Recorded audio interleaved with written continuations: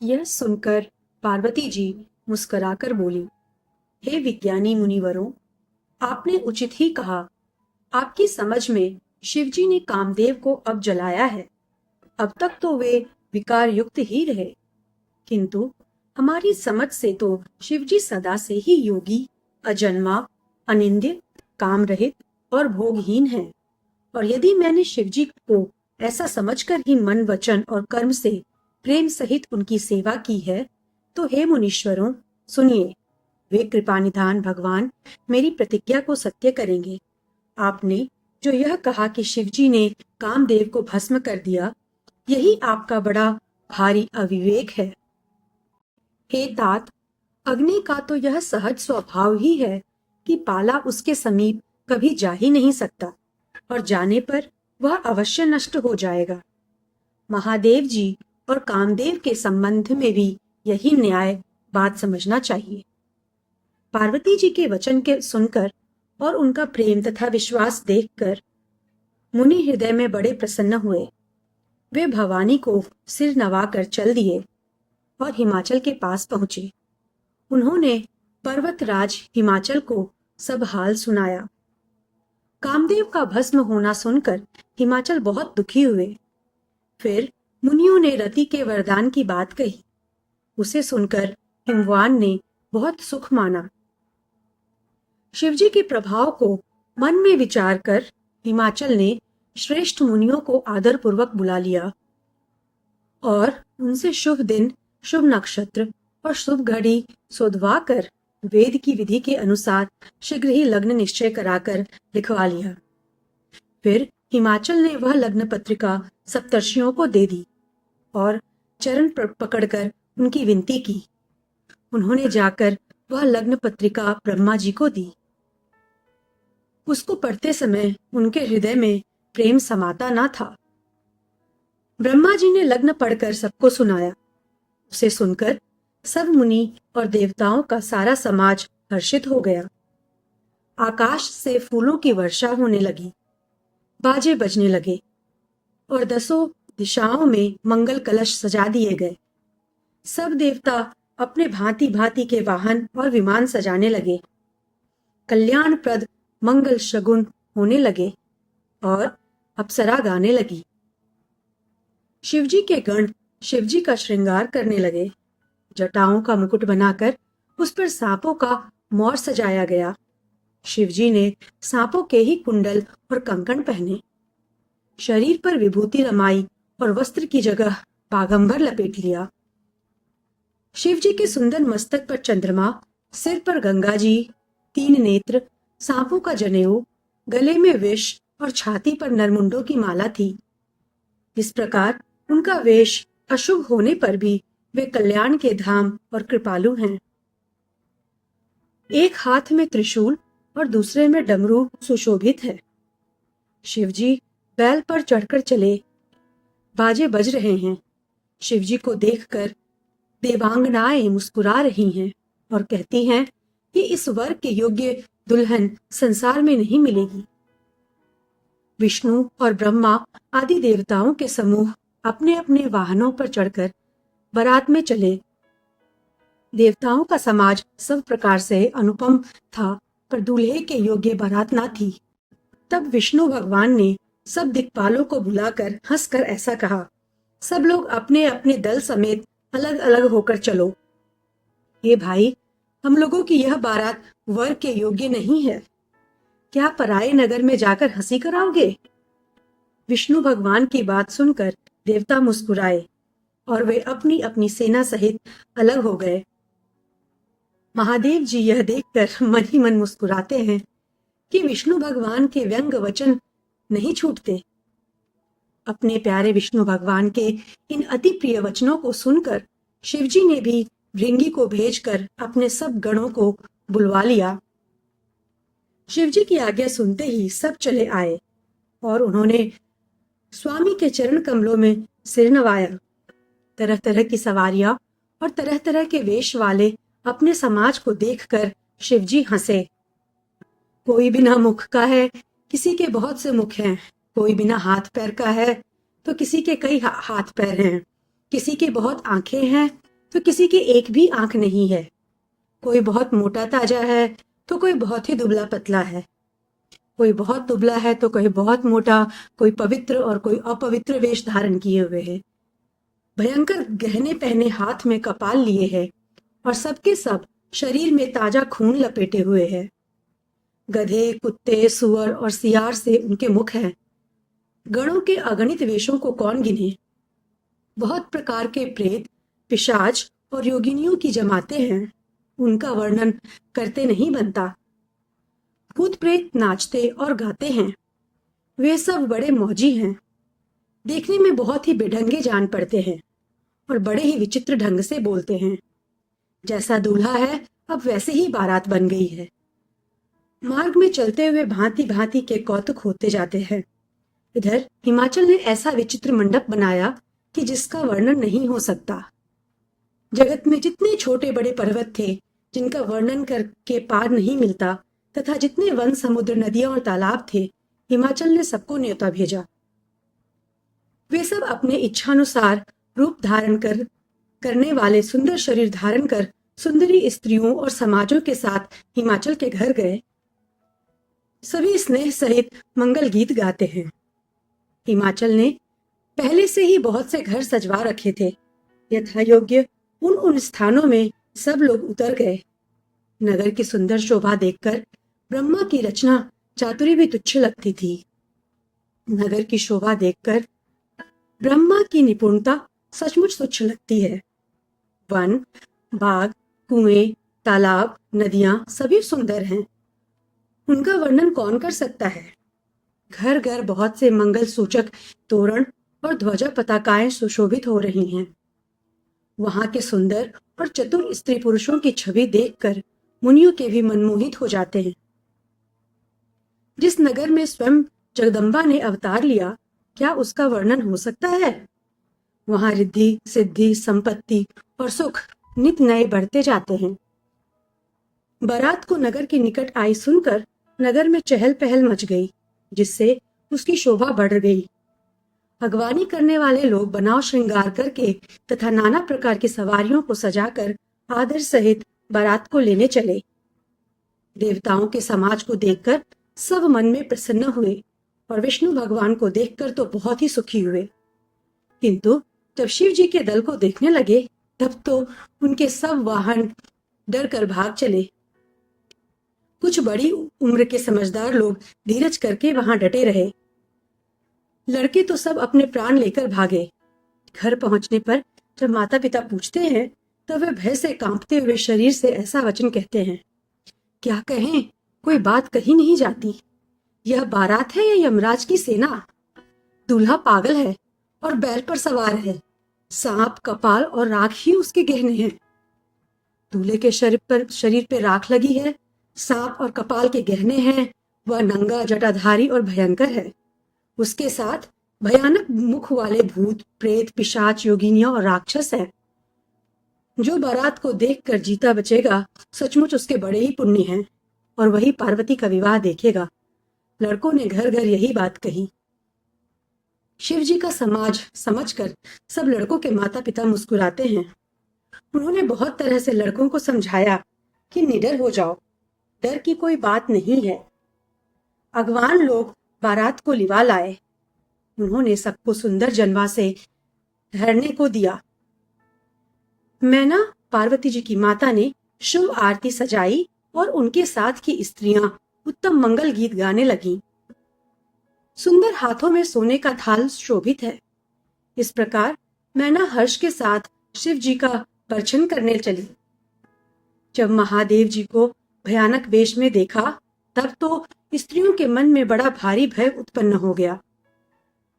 बहुत ही डर के मारे भागकर वे घर में घुस गईं और शिवजी जहां जनवासा था वहां चले गए। मैना के हृदय में बड़ा दुख हुआ। उन्होंने पार्वती जी को अपने पास बुला लिया और अत्यंत स्नेह से गोद में बैठाकर अपने नीलकमल के समान नेत्रों में आंसू भरकर कहा, जिस विधाता ने तुमको ऐसा सुंदर रूप दिया, उस मूर्ख ने तुम्हारे दूल्हे को बावला कैसे बनाया। जिस विधाता ने तुमको सुंदरता दी, उसने तुम्हारे लिए और बावला कैसे बनाया? जो फल कल्प वृक्ष में लगना चाहिए वह जबरदस्ती बबूल में लग रहा है। मैं तुम्हें लेकर पहाड़ से गिर पड़ूंगी, आग में जल जाऊंगी और समुद्र में कूद पड़ूंगी। चाहे घर उजड़ जाए और संसार भर में अपकीर्ति फैल जाए, पर जीते जी मैं इस बावले वर से तुम्हारा विवाह ना करूंगी। हिमाचल की स्त्री मैना को दुखी देखकर सारी स्त्रियां व्याकुल हो गईं। मैना अपनी कन्या के स्नेह को याद करके विलाप करती रोती और कहती थी, मैंने नारद का क्या बिगाड़ा था, जिन्होंने मेरा बसता हुआ घर उजाड़ दिया और जिन्होंने पार्वती को ऐसा उपदेश दिया कि जिससे उसने बावले वर के लिए तप किया।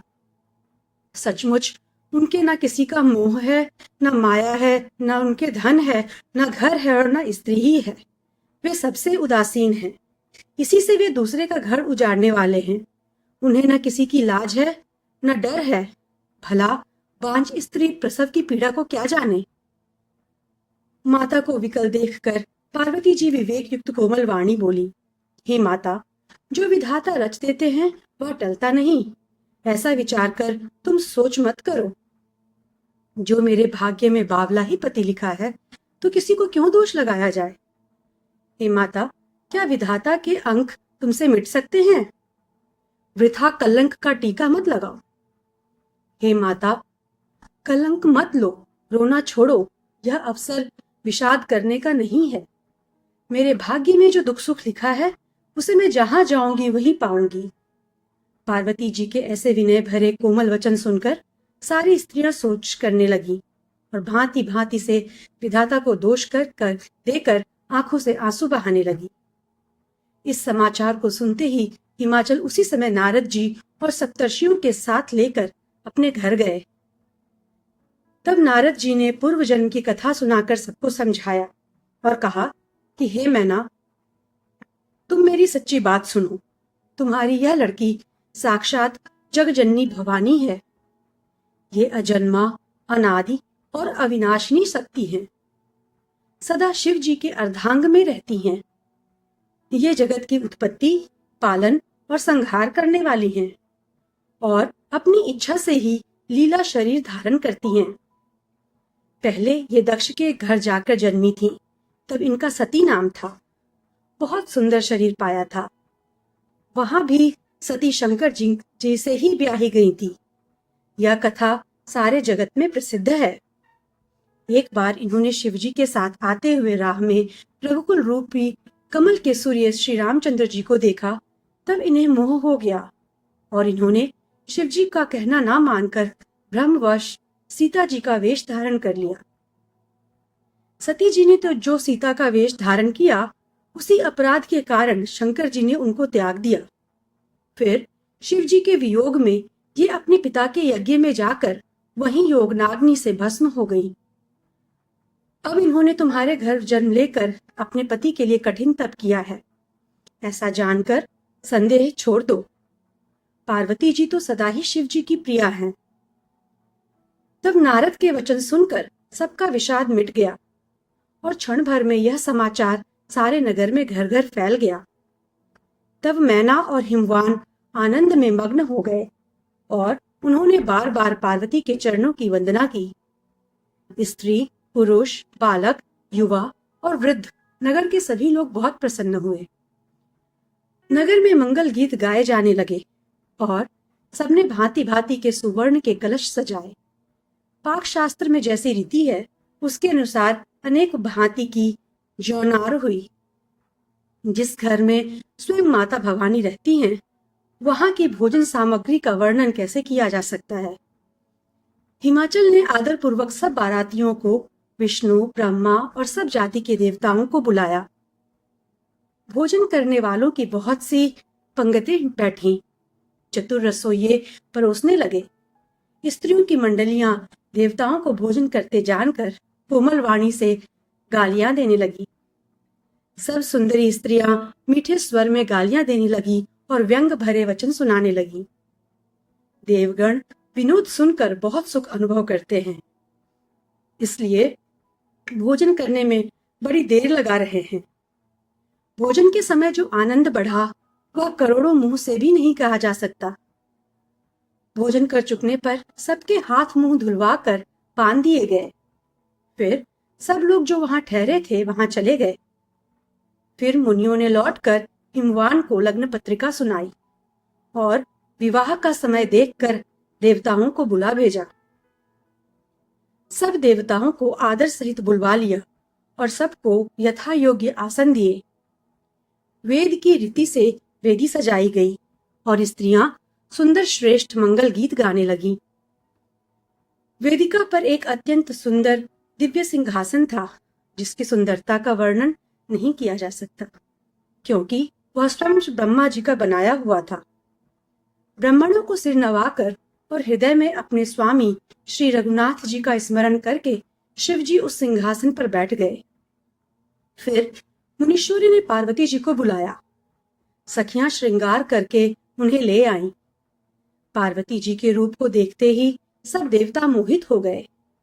संसार में ऐसा कवि कौन है जो उस सुंदरता का वर्णन कर सके। पार्वती जी को जगदम्बा और शिव जी की पत्नी समझकर देवताओं ने मन ही मन प्रणाम किया। भवानी जी सुंदरता की सीमा है, करोड़ों मुखों से भी उनकी शोभा नहीं कही जा सकती। जगजननी पार्वती जी की महान शोभा का वर्णन करोड़ों मुखों से भी नहीं करते बनता। वेद, शेष जी और सरस्वती जी के उसे कहते हुए सकुचा जाते हैं। तब मंदबुद्धि तुलसी किस गिनती में है। सुंदरता और शोभा की खान माता भवानी मंडप के बीच में है, जहां शिवजी थे। वहां गई। वे संकोच के मारे शिवजी के चरण कमलों को देख नहीं सकती, परंतु उनका मन रूपी भौरा तो वही रसपान कर रहा था। मुनियों की आज्ञा से शिवजी और पार्वती जी ने गणेश जी का पूजन किया।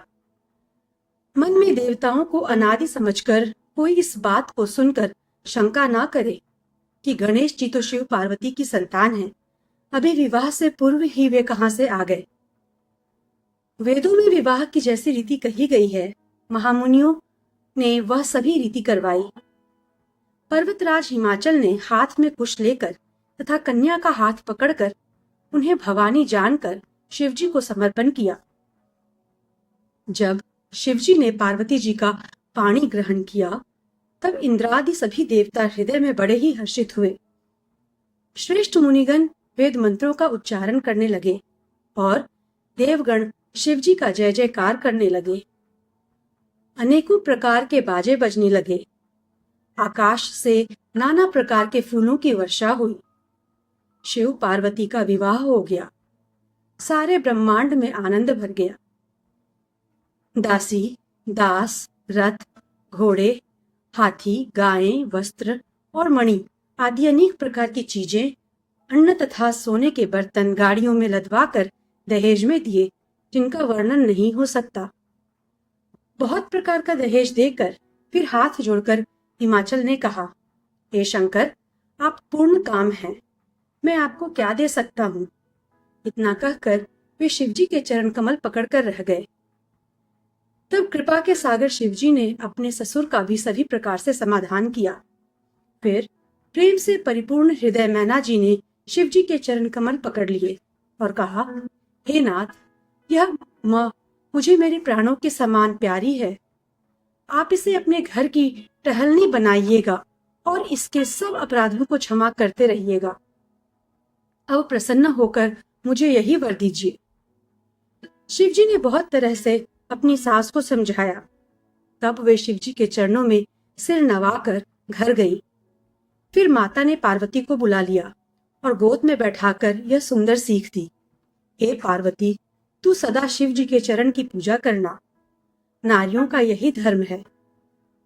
उनके लिए पति ही देवता हैं और कोई देवता नहीं है। इस प्रकार की बातें कहते कहते उनकी आंखों में आंसू भर आए और उन्होंने कन्या को छाती से चिपटा लिया। फिर बोली कि विधाता ने जगत में स्त्री जाति को क्यों पैदा किया। पराधीन को सपने में भी सुख नहीं मिलता।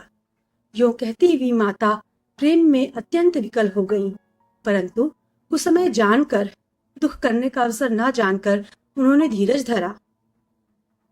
मैना बार बार मिलती हैं और पार्वती जी के चरणों को पकड़कर गिर पड़ती हैं। बड़ा ही प्रेम है, कुछ वर्णन नहीं किया जाता। भवानी सब स्त्रियों से मिल भेंट कर फिर अपनी माता के हृदय से जा लिपटी। पार्वती जी माता जी से मिलकर चली गई। सब किसी ने उन्हें योग्य आशीर्वाद दिए। पार्वती जी फिर कर माता की ओर देखती जाती थी। सब सखियां उन्हें शिवजी के पास ले गईं। महादेव जी सब याचकों को संतुष्ट कर पार्वती के साथ कैलाश को गए। सब देवता प्रसन्न होकर फूलों की वर्षा करने लगे और आकाश में सुंदर नगाड़े बजने लगे। तब हिमवान अत्यंत प्रेम से शिवजी को पहुंचाने के लिए साथ चले। वृषकेतु शिवजी ने बहुत तरह से उन्हें संतोष कराकर विदा किया। पर्वतराज हिमालय तुरंत घर आए और उन्होंने सब पर्वतों और सरोवरों को बुलाया। हिमवान ने आदर, दान, विनय और बहुत सम्मान पूर्वक सबकी विदाई की। जब शिवजी कैलाश पर्वत पर पहुंचे तब सब देवता अपने अपने लोकों को चले गए। तुलसीदास जी कहते हैं कि पार्वती जी और शिव जी जगत के माता पिता हैं, इसलिए मैं उनके श्रृंगार का वर्णन नहीं करता। शिव पार्वती विविध प्रकार के भोग विलास करते हुए अपने गणों सहित कैलाश पर रहने लगे। वे नित्य नए विहार करते थे। इस प्रकार बहुत समय बीत गया। तब 6 मुख वाले पुत्र स्वामी कार्तिक का जन्म हुआ, जिन्होंने बड़े होने पर युद्ध में तारकासुर को मारा। वेद, शास्त्र और पुराणों में स्वामी कार्तिक के जन्म की कथा प्रसिद्ध है और सारा जगत उसे जानता है। षडानन स्वामी कार्तिकेय के जन्म, कर्म, प्रताप और महान पुरुषार्थ को सारा जगत जानता है। इसलिए मैंने वृषकेतु के पुत्र का चरित्र संक्षेप से ही कहा है। शिव पार्वती के विवाह की इस कथा को जो स्त्री पुरुष कहेंगे और गाएंगे वे कल्याण के कार्यों और विवाहादि मंगलों में सदा सुख पावेंगे। गिरजापति महादेव जी का चरित्र समुद्र के समान अपार है।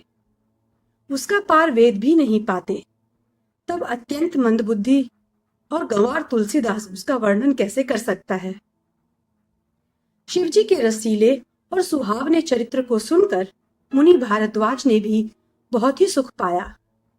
कथा सुनने की उनकी लालसा बहुत बढ़ गई। नेत्रों में जल भर आया तथा रोमावली खड़ी हो गई। वे प्रेम में मुग्ध हो गए। मुख से वाणी नहीं निकलती।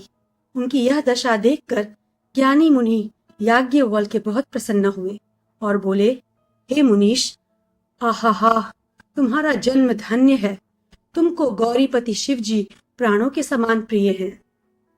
शिवजी के चरण कमलों में जिनकी प्रीति नहीं है वे श्री रामचंद्र जी को स्वप्न में भी अच्छे नहीं लगते।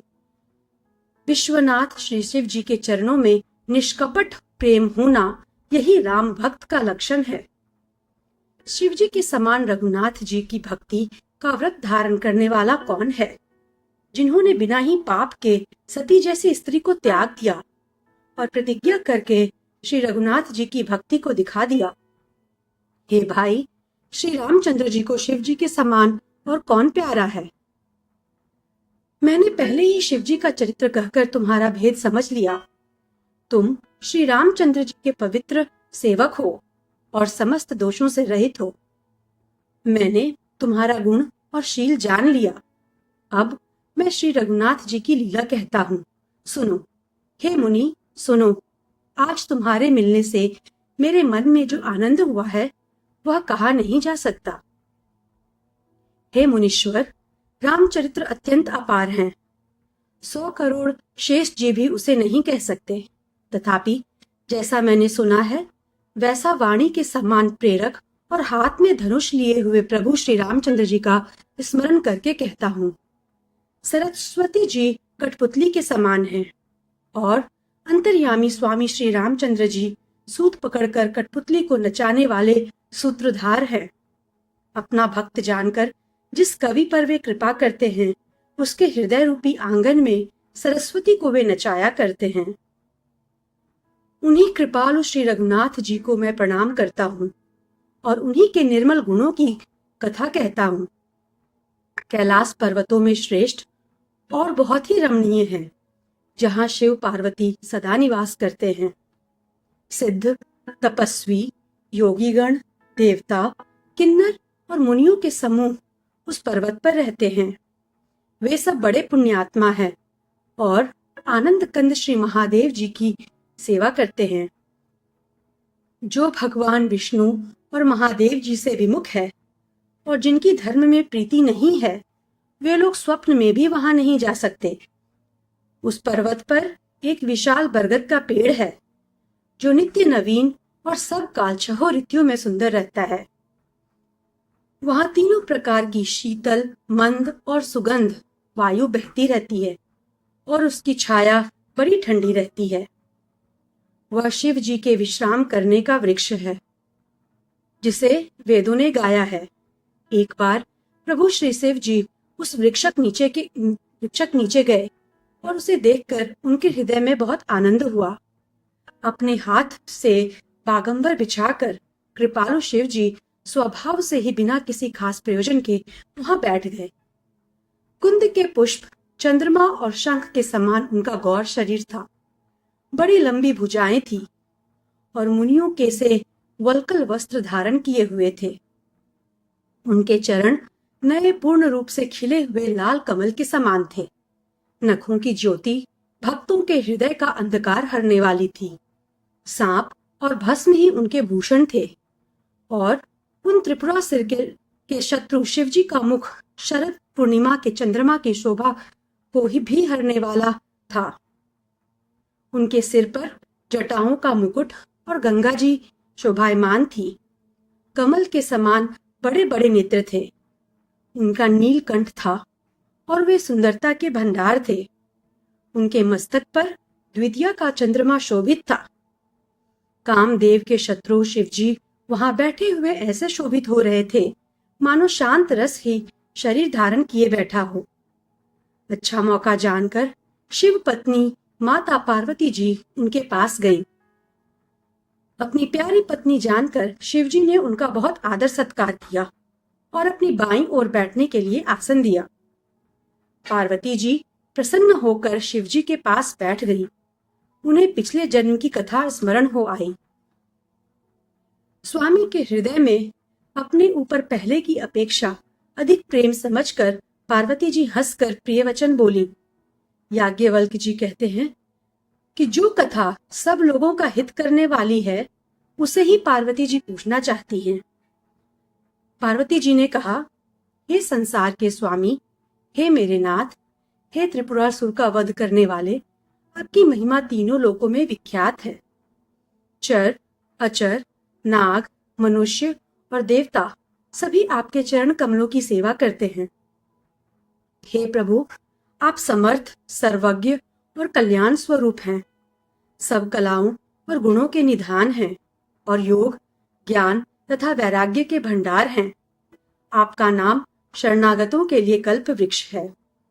हे सुख की राशि, यदि आप मुझ पर प्रसन्न हैं और सचमुच मुझे अपनी दासी जानते हैं, तो हे प्रभु, आप श्री रघुनाथ जी की नाना प्रकार की कथा कहकर मेरा अज्ञान दूर कीजिए।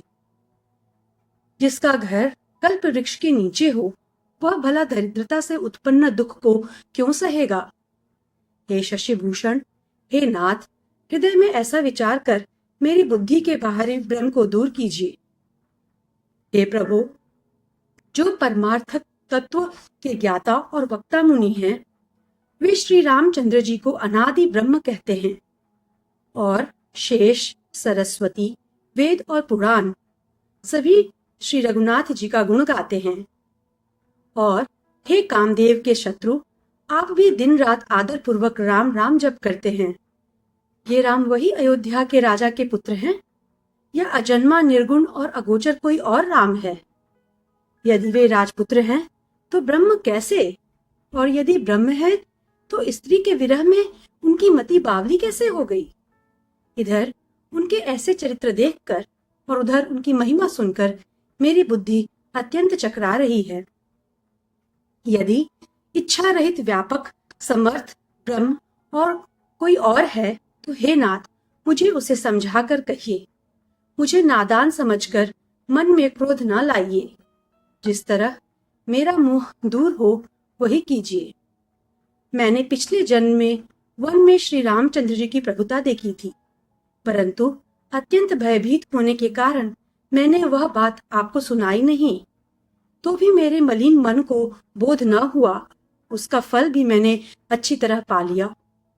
अब भी मेरे मन में कुछ संदेह है, आप कृपा कीजिए। मैं हाथ जोड़कर विनती करती हूँ। हे प्रभु, आपने उस समय मुझे बहुत तरह से समझाया था, फिर भी मेरा मन संदेह नहीं गया। हे नाथ, यह सोचकर मुझ पर क्रोध ना कीजिए। मुझे अब पहले जैसा मोह नहीं है। अब तो मेरे मन में राम कथा सुनने की रुचि है। हे शेष नाग को अलंकार रूप में धारण करने वाले देवताओं के नाथ, आप श्री रामचंद्र जी के गुणों की पवित्र कथा कहिए। मैं पृथ्वी पर सिर टेक कर आपके चरणों की वंदना करती हूँ और हाथ जोड़कर विनती करती हूँ। आप वेदों के सिद्धांत को निचोड़कर श्री रघुनाथ जी का निर्मल यश वर्णन कीजिए। यद्यपि स्त्री होने के कारण मैं उसे सुनने की अधिकारिणी नहीं हूँ, तथापि मैं मन, वचन और कर्म से आपकी दासी हूँ। संत लोग जहाँ आर्त अधिकारी पाते हैं, वहां गूढ़ तत्व भी उससे नहीं छिपाते। हे देवताओं के स्वामी, मैं बहुत ही दीनता से पूछती हूँ, आप मुझ पर दया करके श्री रघुनाथ जी की कथा कहिए। पहले तो वह कारण विचार कर बतलाइए जिससे निर्गुण ब्रह्म सगुण रूप धारण करता है। फिर हे प्रभु, श्री रामचंद्र जी के अवतार की कथा कहिए तथा उनका उदार बालचरित्र चरित्र कहिए। फिर जिस प्रकार उन्होंने श्री जानकी जी से विवाह किया वह कथा कहिए, और फिर यह बतलाइए कि उन्होंने जो राज्य छोड़ा सो किस दोष से। हे नाथ, फिर उन्होंने वन में रहकर जो अपार चरित्र किए तथा जिस तरह रावण को मारा वह कहिए। हे सुख स्वरूप शंकर, फिर आप उन सारी लीलाओं को कहिए जो उन्होंने राज्य सिंहासन पर बैठकर की थी। हे कृपाधाम, फिर वह अद्भुत चरित्र कहिए जो श्री रामचंद्र जी ने किया। वे रघुकुल शिरोमणि प्रजा सहित किस प्रकार अपने धाम को गए। हे प्रभु, फिर आप उस तत्व को समझाकर कहिए जिसकी अनुभूति में ज्ञानी मुनिगण सदा मग्न रहते हैं। और फिर भक्ति, ज्ञान, विज्ञान और वैराग्य का विभाग सहित वर्णन कीजिए। इसके सिवा श्री रामचंद्र जी के और भी जो अनेक रहस्य हैं उनको कहिए। हे नाथ, आपका ज्ञान अत्यंत निर्मल है। हे प्रभु, जो बात मैंने ना भी पूछी हो, हे दयालु, उसे भी आप छिपा ना रखिएगा। वेदों ने आपको तीनों लोकों का गुरु कहा है। दूसरे पामर जीव इस रहस्य को क्या जाने। पार्वती जी के सहज, सुंदर और छल रहित प्रश्न सुनकर शिव जी के मन को बहुत अच्छे लगे। श्री महादेव जी के हृदय में सारे रामचरित्र आ गए। प्रेम के मारे उनका शरीर पुलकित हो गया और नेत्रों में जल भर आया। श्री रघुनाथ जी का रूप उनके हृदय में आ गया, जिससे स्वयं परमानंद स्वरूप शिव जी ने भी अपार सुख पाया। शिव जी 2 घड़ी तक ध्यान के रस में डूबे रहे। फिर उन्होंने मन को बाहर खींचा और तब वे प्रसन्न होकर श्री रघुनाथ जी का चरित्र वर्णन करने लगे, जिसके बिना जाने झूठ भी सत्य मालूम होता है। जैसे बिना पहचाने रस्सी में सांप का भ्रम हो जाता है, और जिसके जान लेने पर जगत का उसी तरह लोप हो जाता है जैसे जागने पर स्वप्न का भ्रम जाता रहता है। मैं उन्हीं श्री रामचंद्र जी के बाल रूप की वंदना करता हूँ, जिनका नाम जपने से सब सिद्धियां सहज ही प्राप्त हो जाती हैं। मंगल के धाम, अमंगल हरने वाले और श्री दशरथ जी के आंगन में खेलने वाले वे बाल रूप श्री रामचंद्र जी मुझ पर कृपा करें। त्रिपुरासुर का वध करने वाले शिव जी श्री रामचंद्र जी को प्रणाम करके आनंद में भरकर अमृत के समान वाणी से बोले, हे गिरिजा कुमारी पार्वती, तुम धन्य हो, धन्य हो। तुम्हारे समान कोई उपकारी नहीं है। जो तुमने श्री रघुनाथ जी की कथा का प्रसंग पूछा है, जो कथा समस्त लोगों के लिए जगत को पवित्र करने वाली गंगा जी के समान है, तुमने जगत के कल्याण के लिए ही प्रश्न पूछे हैं। तुम श्री रघुनाथ जी के चरणों में प्रेम रखने वाली हो। हे पार्वती, मेरे विचार में तो श्री राम जी की कृपा से तुम्हारे मन में स्वप्न में भी शोक, मोह, संदेह और भ्रम कुछ भी नहीं है। फिर भी तुमने इसलिए वही पुरानी शंका की है कि इस प्रसंग के कहने सुनने से सबका कल्याण होगा। जिन्होंने अपने कानों से भगवान की कथा नहीं सुनी, उनके कानों के छिद्र सांप के बिल के समान हैं।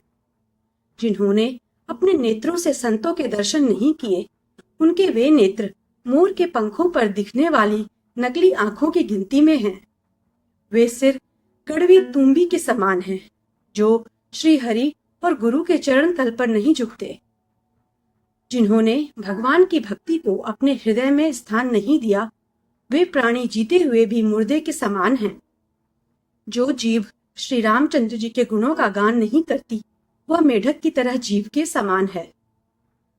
वह हृदय वज्र के समान कड़ा और निष्ठुर है, जो भगवान के चरित्र सुनकर हर्षित नहीं होता। हे पार्वती, श्री रामचंद्र जी की लीला सुनो। यह देवताओं का कल्याण करने वाली और दैत्यों को विशेष रूप से मोहित करने वाली है। श्री रामचंद्र जी की कथा कामधेनु के समान सेवा करने में सब सुखों को देने वाली है, और सत्पुरुषों के समाज ही सब देवताओं के लोग हैं। ऐसा जानकर इसे कौन ना सुनेगा। श्री रामचंद्र जी की कथा हाथ की सुंदर ताली है, जो संदेह रूपी पक्षियों को उड़ा देती है। फिर राम कथा कलयुग रूपी वृक्ष को काटने के लिए कुल्हाड़ी है। हे गिरजा कुमारी, तुम इसे आदर पूर्वक सुनो। वेदों ने श्री रामचंद्र जी के सुंदर नाम, गुण, चरित्र, जन्म और कर्म सभी अनगिनत कहे हैं। जिस प्रकार भगवान श्री रामचंद्र जी अनंत हैं, उसी तरह उनकी कथा, कीर्ति और गुण भी अनंत है। जो भी तुम्हारी अत्यंत प्रीति देखकर जैसा कुछ मैंने सुना है और जैसी मेरी बुद्धि है, उसी के अनुसार मैं कहूंगा। हे पार्वती, तुम्हारा प्रश्न स्वाभाविक ही सुंदर, सुखदायक और संत सम्मत है, और मुझे तो बहुत ही अच्छा लगा है। परंतु हे पार्वती, एक बात मुझे अच्छी नहीं लगी, यद्यपि वह तुमने मोह के वश होकर ही कही है। तुमने जो यह कहा कि वे राम कोई और हैं, जिन्हें वेद गाते और मुनिजन जिनका ध्यान करते हैं, जो मोह रूपी पिशाच के द्वारा ग्रस्त हैं, पाखंडी हैं, भगवान के चरणों से विमुख हैं, और जो झूठ सच कुछ भी नहीं जानते, ऐसे अधम मनुष्य ही इस तरह कहते सुनते हैं।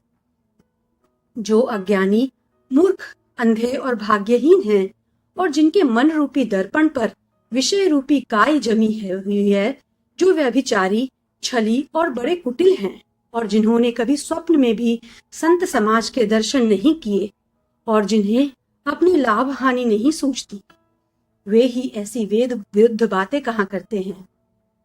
जिनका हृदय रूपी दर्पण मैला है और जो नेत्रों से हीन हैं, वे बेचारे श्री रामचंद्र जी का रूप कैसे देखें। जिनको निर्गुण सगुण का कुछ भी विवेक नहीं है, जो अनेक मनगढ़ंत बातें कहा करते हैं, जो श्री हरि की माया के वश में होकर जगत में भ्रमते फिरते हैं, उनके लिए कुछ भी कह डालना असंभव नहीं है। जिन्हें वायु का रोग, सन्निपात, उन्माद आदि हो गया हो, जो भूत के वश हो गए हैं और जो नशे में चूर हैं, ऐसे लोग विचार कर वचन नहीं बोलते। जिन्होंने महामोह रूपी मदिरा पी रखी है, उनके कहने पर कान ना देना चाहिए। अपने हृदय में ऐसा विचार कर संदेह छोड़ दो और श्री रामचंद्र जी के चरणों को भजो। हे पार्वती, भ्रम रूपी अंधकार के नाश करने के लिए सूर्य की किरणों के समान मेरे वचनों को सुनो। सगुण और निर्गुण में कुछ भी भेद नहीं है। मुनि, पुराण, पंडित और वेद सभी ऐसा कहते हैं। जो निर्गुण, अरूप, निराकार, अलग, अव्यक्त और अजन्मा है, वही भक्तों के प्रेमवश सगुण हो जाता है। जो निर्गुण है, वही सगुण कैसे है? जैसे जल और ओले में भेद नहीं, दोनों जल ही हैं, ऐसे ही निर्गुण और सगुण एक ही हैं। जिसका नाम भ्रम रूपी अंधकार के मिटाने के लिए सूर्य है, उसके लिए मोह का प्रसंग भी कैसे कहा जा सकता है? श्री रामचंद्र जी सच्चिदानंद स्वरूप सूर्य हैं। वहां मोह रूपी रात्रि का लवलेश भी नहीं है। वे स्वभाव से ही प्रकाश रूप और षडैश्वर्य युक्त भगवान हैं। वहां तो विज्ञान रूपी प्रातः काल भी नहीं होता। अज्ञान रूपी रात्रि हो तब तो विज्ञान रूपी प्रातः काल हो। भगवान तो नित्य ज्ञान स्वरूप हैं। हर्ष, शोक, ज्ञान, अज्ञान, अहमता और अभिमान, ये सब जीव के धर्म हैं। श्री रामचंद्र जी तो व्यापक ब्रह्म, परमानंद स्वरूप, परात्पर प्रभु और पुराण पुरुष हैं। इस बात को सारा जगत जानता है। जो पुराण पुरुष प्रसिद्ध हैं, प्रकाश के भंडार हैं, जो सब रूपों में प्रकट हैं, जीव माया और जगत सबके स्वामी हैं, वे ही रघुकुल मुनि श्री रामचंद्र जी मेरे स्वामी हैं। ऐसा कहकर शिव जी ने उनको मस्तक नवाया। अज्ञानी मनुष्य अपने भ्रम को तो नहीं समझते और वे मूर्ख प्रभु श्री रामचंद्र जी पर उसका आरोप करते हैं। जैसे आकाश में बादलों का पर्दा देखकर वो विचारी लोग कहते हैं कि बादलों ने सूर्य को ढक लिया। जो मनुष्य आंख में उंगली लगाकर देखता है, उसके लिए तो चंद्रमा प्रकट है। हे पार्वती, श्री रामचंद्र जी के विषय में इस प्रकार मोह की कल्पना करना वैसा ही है जैसा आकाश में अंधकार, धुएं और धूल का दिखना आकाश जैसे निर्मल और निर्लेप है, उसको कोई मलिन या स्पर्श नहीं कर सकता। इसी प्रकार भगवान श्री रामचंद्र जी नित्य निर्मल और निर्लेप हैं। विषय, इंद्रियां, इंद्रियों के देवता और जीवात्मा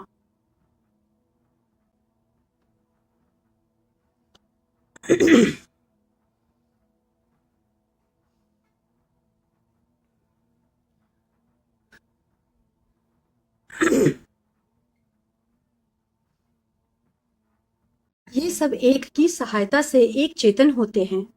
अर्थात विषयों का प्रकाश इंद्रियों से, इंद्रियों का इंद्रियों के देवताओं से और इंद्रिय देवताओं का चेतन जीवात्मा से प्रकाश होता है। इन सब का जो परम प्रकाशक है, अर्थात जिससे इन सब का प्रकाश होता है, वही अनादि ब्रह्म अयोध्या नरेश श्री रामचंद्र जी हैं। यह जगत प्रकाश्य है और श्री रामचंद्र जी इसके प्रकाशक हैं। वे माया के स्वामी और ज्ञान तथा गुणों के धाम हैं, जिनकी सत्ता से मोह की सहायता पाकर जड़ माया भी सत्य सी भासित होती है।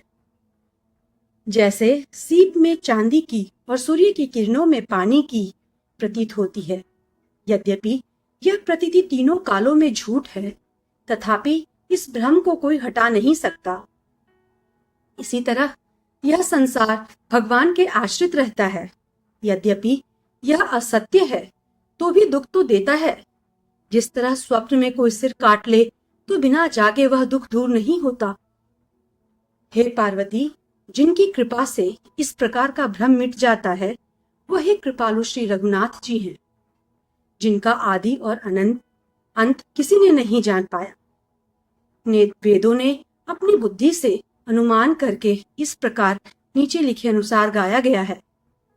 वह ब्रह्म बिना ही पैर के चलता है, बिना ही कान के सुनता है, बिना ही हाथ के नाना प्रकार के काम करता है, बिना जिह्वा के ही सारे छह रसों का आनंद लेता है और बिना ही वाणी के बहुत योग्य वक्ता है। वह बिना ही शरीर के स्पर्श करता है, बिना ही आंखों के देखता है और बिना ही नाक के सब गंधों को ग्रहण करता है। उस ब्रह्मा की करनी सभी प्रकार से ऐसी अलौकिक है कि जिसकी महिमा कहीं नहीं जा सकती, जिसका वेद और पंडित इस प्रकार वर्णन करते हैं और मुनि जिसका ध्यान धरते हैं, वही दशरथ नंदन भक्तों के हितकारी अयोध्या के स्वामी भगवान श्री रामचंद्र जी हैं। हे पार्वती, जिनके नाम के बल से काशी में मरते हुए प्राणी को देखकर मैं उसे राम मंत्र देकर शोक रहित कर देता हूँ, वही मेरे प्रभु श्री रघुश्रेष्ठ श्री रामचंद्र जी जड़ चेतन के स्वामी और सबके हृदय के भीतर की जानने वाले हैं। विवश होकर भी जिनका नाम लेने से मनुष्यों के अनेक जन्मों में किए हुए पाप जल जाते हैं। फिर जो मनुष्य आदर पूर्वक उनका स्मरण करते हैं, वे तो संसार रूपी समुद्र को गाय के खुर से बने हुए गड्ढे के समान अर्थात बिना किसी परिश्रम के ही पार कर जाते हैं। हे पार्वती, वही परमात्मा श्री रामचंद्र जी हैं। उनमें भ्रम है। तुम्हारा ऐसा कहना अत्यंत ही अनुचित है। इस प्रकार का संदेह मन में लाते ही मनुष्य के ज्ञान, वैराग्य आदि सारे सद्गुण नष्ट हो जाते हैं। शिवजी के भ्रम नाशक वचनों को सुनकर पार्वती जी के सब कुतर्कों की रचना मिट गई। श्री रघुनाथ जी के चरणों में उनका प्रेम और विश्वास हो गया और कठिन असंभावना जाती रही। बार बार शिवजी के चरण कमलों को पकड़कर और अपने कमल के समान हाथों को जोड़कर पार्वती जी मानो प्रेम रस में सनकर सुंदर वचन बोली। आपकी चंद्रमा की किरणों के समान शीतल वाणी सुनकर मेरा अज्ञान रूपी शरद ऋतु की धूप का भारी ताप मिट गया। हे कृपालु, आपने मेरा सब संदेह हर लिया। अब श्री रामचंद्र जी का यथार्थ स्वरूप मेरी समझ में आ गया। हे नाथ, आपकी कृपा से अब मेरा विषाद जाता रहा और आपके चरणों के अनुग्रह से मैं सुखी हो गई। यद्यपि मैं स्त्री होने के कारण स्वभाव से ही मूर्ख और ज्ञानहीन हूं, तो भी अब आप मुझे अपनी दासी जानकर, हे प्रभु, यदि आप मुझ पर प्रसन्न हैं तो जो बात मैंने पहले आपसे पूछी थी वही कही। यह सत्य है कि श्री रामचंद्र जी ब्रह्म हैं, ज्ञान स्वरूप हैं, अविनाशी हैं, सबसे रहित और सबके हृदय रूपी नगरी में निवास करने वाले हैं। फिर हे नाथ, उन्होंने मनुष्य का शरीर किस कारण से धारण किया? हे धर्म की ध्वजा धारण करने वाले प्रभु, यह मुझे समझाकर कहिए। पार्वती जी के अत्यंत नम्र वचन सुनकर और श्री रामचंद्र जी की कथा में उनका विशुद्ध प्रेम देखकर तब कामदेव के शत्रु स्वाभाविक ही सुजान कृपा निधान शिव जी मन में बहुत ही हर्षित हुए और बहुत प्रकार से पार्वती की बड़ाई करके फिर बोले।